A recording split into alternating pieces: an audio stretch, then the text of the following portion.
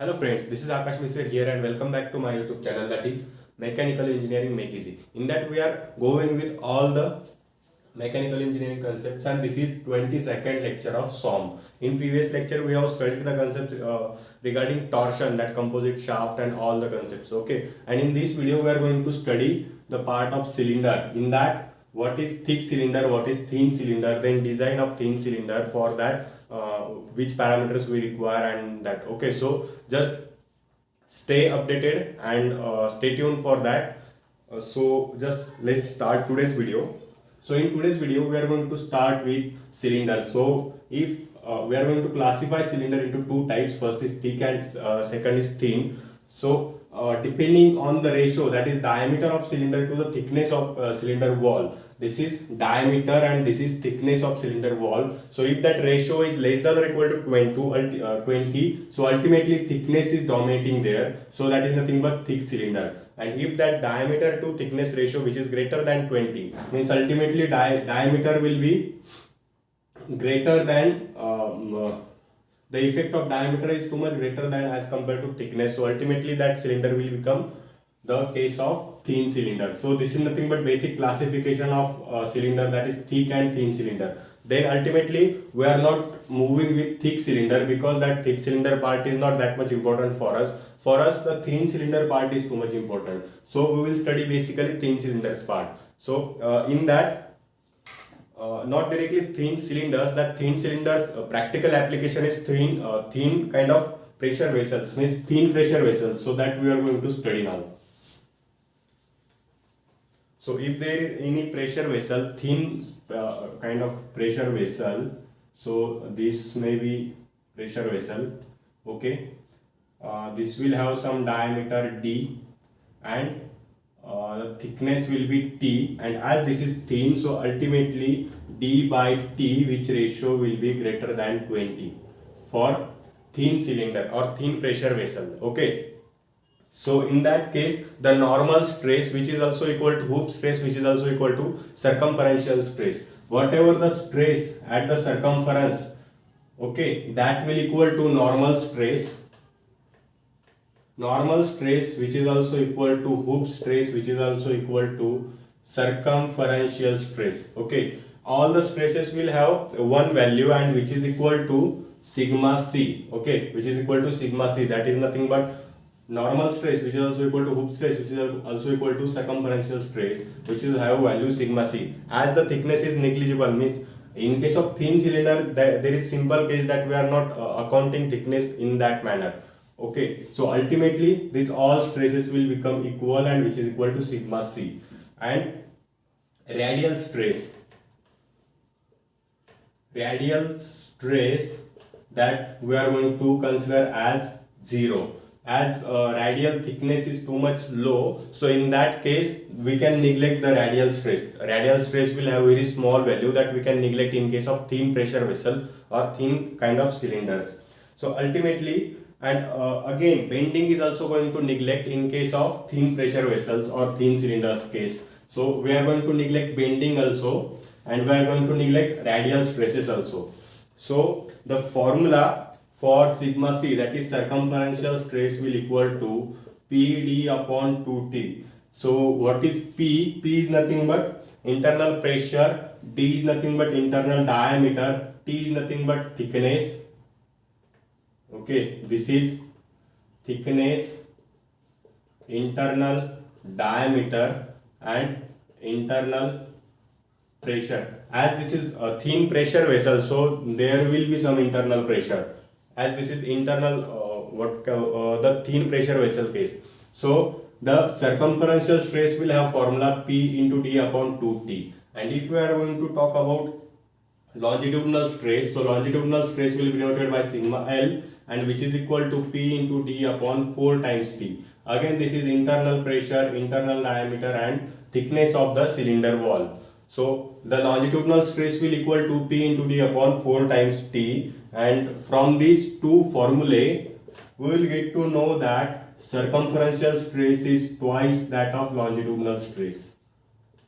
Okay, so in that case what is happening, the circumferential stress is PD upon 2T and longitudinal stress is PD upon 4T. If we will simply put PD upon 2T as sigma C, then that sigma C will equal to twice sigma L.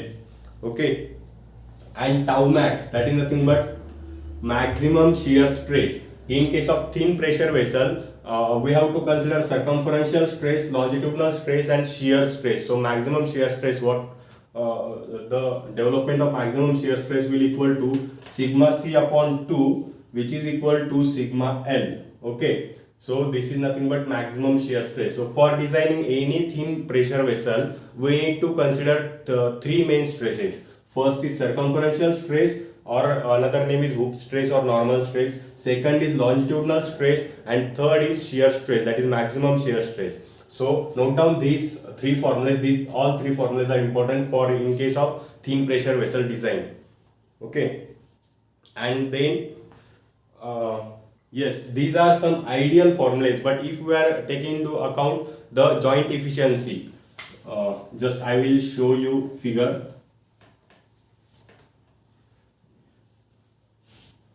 For example, this is cylinder or thin pressure vessel. Ultimately, here there is joint, here there is joint, here and here is also joint. Okay, there may be case that we have joined it here and here also. Okay, that depends on conditions and all. There may be here inlet, so ultimately here will also be some joint. Okay, so if the joint efficiency we are going to take into account, then ultimately the formula will vary. Likewise, if we are calculating circumferential stress, then longitudinal joint efficiency, which is nothing but eta L, we have to divide by eta L to sigma C, so that that is going to account the longitudinal joint efficiency. And in case of longitudinal stress, we will take into account circumferential joint efficiency. Okay, this is circumferential joint efficiency, this is longitudinal joint efficiency. So this formula will be modified, only divide by sigma eta L and divide by eta C. Such a kind of variation will be there in case of we are going to consider all the joints efficiency there. Okay, so just note this change. And after that, the thin spherical pressure vessel. Up till now we have considered one cylindrical pressure vessel, but if there is such a case that the pressure vessel is spherical, okay, likewise the pressure vessel is there spherical, so ultimately the sigma L will equal to sigma C. Okay, just wait. So what will happen in case of spherical, the sigma L equal to sigma C, and which is equal to PD upon 4T. And this is spherical pressure vessel, so sigma L equal to sigma C, which we can denote with sigma, which is equal to PD upon 4T. As the longitudinal stress and circumferential stress both will have same value, because it is nothing but one sphere. In case of cylinder, two dimensions are, the longitudinal dimension and circumferential dimension are different. The longitudinal dimension is different and circumferential dimension is different. But in spherical case, the longitudinal and circumferential both dimensions are same. That's why the stresses will also be same, and which is equal to PD upon 4T. Okay, so just note down this change in case of spherical pressure vessel. This is spherical pressure vessel. Okay, and if you find any difficulty in understanding, then let me know in comment box. Otherwise, you can reach me on Instagram also. Okay, link is provided in description box. Yes, so we are talking about thin spherical pressure vessel. So ultimately we reach the formula for sigma L, which is equal to sigma C, which we can denote with only sigma, which is equal to PD upon 4T, and maximum shear stress, which is nothing but tau max, which is equal to sigma upon 2 or sigma C upon 2 or sigma L upon 2. As these three parameters are same, you can denote by any term, and which is equal to PD upon 8T. Okay, as PD upon 4T divided by 2, so ultimately that will become PD upon 8T. Okay, so this is nothing but formula for maximum shear stress. And yes friend, that's all that what I have designed for today's lecture. Just wait for bonus point. For increasing capacity at of thick cylinder, the pre-stressing is done. Okay, there is one concept that is nothing but pre-stressing. Just wait, I will explain you what exactly pre-stressing. just see, this is one cylinder. Okay, at the initial state, what will happen? I will denote it by two layers. This is inner layer and this is outer layer. Okay, and at the center there will be neutral layer, for example. So here what will happen, if just internal pressure is increasing, then in that case what will happen, these this ultimately, if internal pressure is increasing, then this try to expand. Okay, this try to expand, so the stress will be developed here.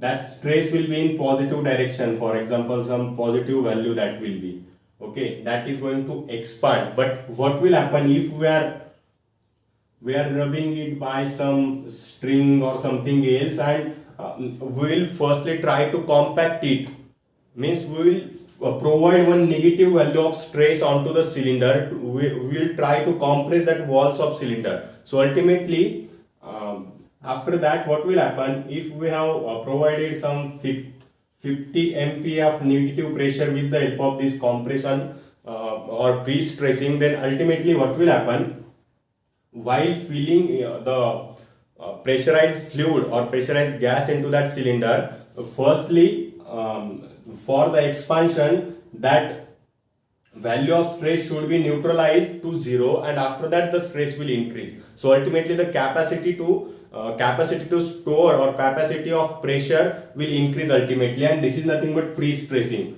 Pre-stressing is done for increasing the capacity of any kind of cylinder, and in majority of case thick cylinder, because thick cylinder have some sustainable thickness.